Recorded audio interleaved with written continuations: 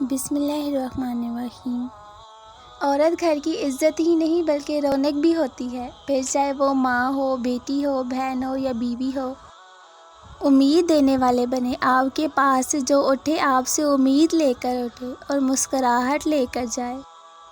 ماں باپ دنیا میں سب سے بڑی نعمت ہے۔ ماں نہ ہو تو دل کو دلاسا دینے والا کوئی نہیں ہوتا، اور اگر باپ نہ ہو تو زندگی کی دوڑ میں اچھا مشورہ دینے والا کوئی نہیں ہوتا۔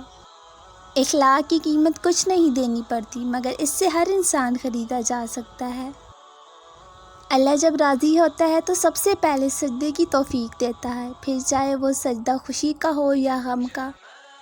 اللہ سے محبت کی ایک نشانی یہ بھی ہے کہ دل تیرا نرم ہوگا، ذات تیری سخی ہوگی۔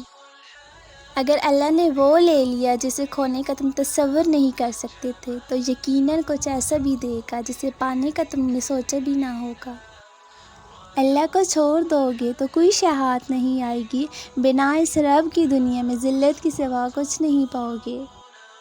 اچھی بات کو دل میں بند نہ کرو اور اسے کسی سے نہ چھپاؤ۔ ان کی تعریف کرو جو تعریف کے مستحق ہیں، ان کا شکریہ ادا کرو جنہوں نے تم پر احسان کیا ہے۔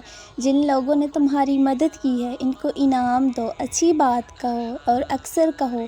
بہت سے لوگ آپ کے الفاظ سے اپنی خوشی حاصل کر لیتے ہیں، جب اللہ پاک خود کہہ رہا ہے میں تمہارا دوست ہوں، تو ایسے دوست کے ہوتے ہوئے پریشان کیوں ہوتے ہیں، تنہا کیوں ہوتے ہیں، ڈپریشن کیوں ہے؟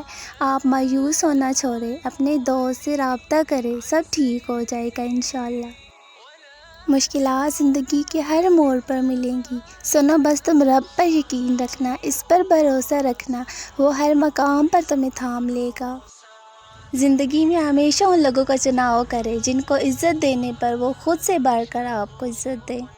چھوٹی موٹی باتوں کو اگنور کر کے سب کو سمجھنے والے بنیں۔ دوسروں کے لیے سکون کی کوشش نہیں کریں گے تو ہمیں بھی سکون میسر نہیں آئے گا۔